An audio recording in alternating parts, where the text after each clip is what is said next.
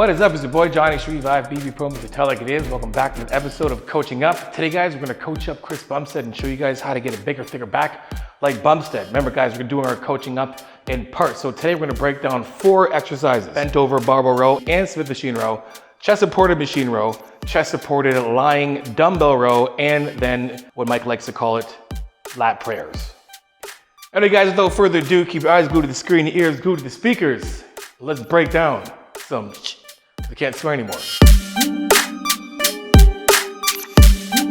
Okay, guys, so a lot of you guys are watching this. My job is to bridge the gap of knowledge between what you guys are watching a guy like Chris Bumstead doing and what you're gonna try to attempt in your own gym. So I wanna make things very clear. Bumstead is Mr. Olympia. I trained with him before, we competed before, I beat him once, he beat me before, whatever, right? I can talk if I need to. I'm gonna give you guys information, I'm gonna talk shit. I'm gonna show you guys exactly what we're doing in this video. Now, what Chris is doing is what most people do when they do rows. Now, Chris can get away with a lot of what he's doing because he's developed where he is and how he's positioning himself. He's really trying to work low lat, right? When we're doing bent over rows, the range of motion, the success of the full range of motion is from any part of doing a row. I'm gonna do it from just standing, is being fully protracted and then retracted, and then there you go, right?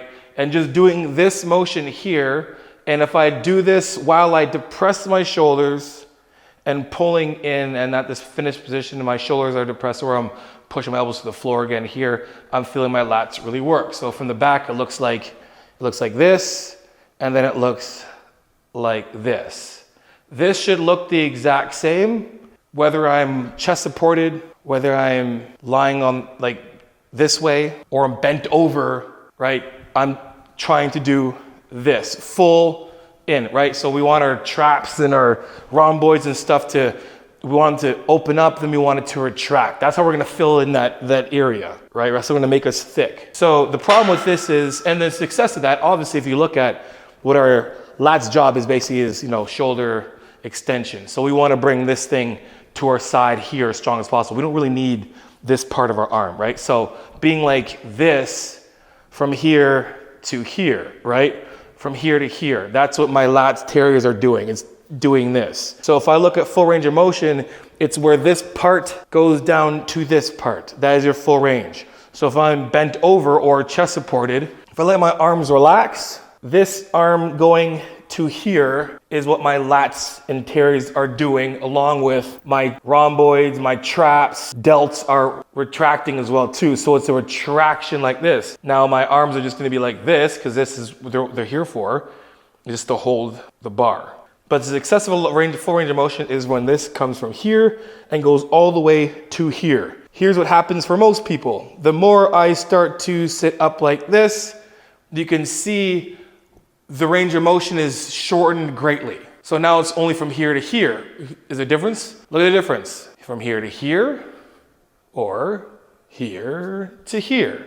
Now to make sure I don't mess you guys up, and you guys like, that one dude that's probably watching like, yeah, but you're not bending your arms like you would if you were rowing some stuff, Johnny. So I'll do it again. Here's my arm from here, range of motion. Remember, looking at my humerus coming all the way to here and back down, while my scaps retract together. What has more range of motion? This or this? Just from moving in this position, obviously the answer is the first one. So if you really want to get a bigger back, and you want to make sure we're not wasting any time, remember, Chris Bumstead is 4-time Mr. Olympia. Classic physique. He can do whatever the hell he wants. You can't. None of you guys can. If you could do what he did, you'd be on the stage with him. But you're not. You're watching me, you're trying to figure out how to get my back as best as I possibly can. So we're gonna make sure we get the full range of motion down. So I've walked up to the bar. I got a nice little fancy bar here. It's an easy bar.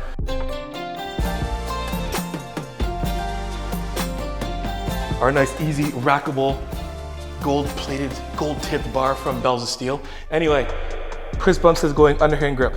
Underhand grip right away is gonna turn on our teres major and minor, because one of its jobs is to externally rotate. So before I start, a lot of you guys can do this really quick one. Just go like this with the hands up like this, and then supinate and then try to externally rotate as much as you can, you'll find that this is getting tight all of a sudden for no reason, just for me being in position. So being underhand grip will be a little more beneficial in terms of like activation right away, the loads on that muscle. Anyway, so we're walking up here, we're underneath, we're underhand grip, we walk back, we try to find our center of mass or like our balance point from here, and then we're going to perform a Romanian deadlift like we normally do to get down, right? Butt's gonna go back, tight core, letting it go, and then this is gonna kind of just drop in front of us, right? This is where I have balance. It's like I'm falling back a little bit, right? Oop. If I do this, too much in front, I'm gonna fall forward, right? So if I just relax my hands like this, hinge my butt back, and relax my hands in the sense of letting them protract, keep my core engaged, here's my center of mass, right? I'm equal here. I put more weight here, I'll have to shift my weight back a little bit depending on how much weight's in front of me, right? But from here, we want to let the weight of the bar pull us open, pushing a bit, right? We're still engaging our core as much as we possibly can, and then we're pulling in. We're retracting, and then contracting from there. So protraction, retraction, then you're gonna flex, a little flexion of the bicep, they're gonna bend in, they're gonna break at the elbow, and then back down. See the range of motion, how much greater my range is. We don't have to be down here like this. We need to be slightly, a little bit of parallel. If you look at my body posture, here's parallel. This is parallel to the ground. I can be here a bit and still have good range of motion from here to here. And we're pulling in, right? Now, if you look at me from this position, this looks just like if I was sitting down doing a row. It's the same thing. So where you would put your leverage in terms of like pushing the ground, like when you pull from doing a seated row or like a cable row, you're usually pushing your feet into the plates, you're creating momentum, and you're pulling. Same idea. What you think is the same thing, only now we're just like this. So when I have this, I am thinking about pushing into the floor. I'm strong on my legs, hamstrings, glutes, core's engaged, pushing the floor a bit, letting the weight pull my shoulders open a bit, and then scap's gonna come, scap's next, here. Pushing back, chest forward, and then engaging my lats on the way up. Letting my elbow break. Now, for those people who aren't as advanced and just want a little bit less thinking, you come over and do Smith machine bent over rows. And I highly recommend doing this because we can keep our center of mass or balance a lot easier here. I can really just wade into it and I can just really focus on, just rowing because I'm gonna have the Smith machine really taking care of the bar pathway. It's not much I have to do, but I make sure that I'm active around it. So again, same thing with this. For those who are just starting or to make it easier, don't have this thing racked up just at the bottom. Just like I have it over here, where I can just come over here and it's high enough for me just to literally and walk back, rack this high enough. So when you just, there you go, and you can start working out instead of having it all the way down here, right? Now, so when you're looking at hand placement, if you can, naturally, show what the part is perfectly fine. You don't want to congest yourself to be inside. Obviously, it doesn't make any sense. So let's not think that this at all. I don't care if you've seen this somewhere, please. If anybody's seen anybody coach someone to do supinated rows like this, like with something really narrow, send it to me. I'm gonna eat them up. Like, enough of that nonsense. But for our shoulders are like pretty, if you say you used to be massive, like I used to be massive, it's big, boulder shoulders and all that good stuff. Not anymore, it's these retired shoulders and shit.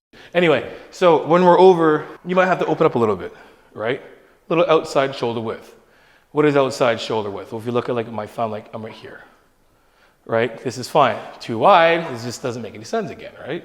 So it's gonna be based on your mobility in your shoulder, but anything from shoulder width to a little bit outside shoulder width is perfect. Now that we're done that, we're gonna go back to unracking this thing here, right? Don't have to step back. We just have to put ourselves in a nice position that we're here. And how I'm gonna lower this bad boy is by doing a RDL. What I'm going to do is push my hips back like I'm doing an RDL, and this will be lowering to the ground. My chest is gonna be up. I'm not really locked in much right now. I'm not locked in. I'm just letting the weight of the bar kind of pull me down, and then I'm hinging my butt back. And it naturally is going right down. Right now from here, I'm just pulling in. Right? From here, pull. Right?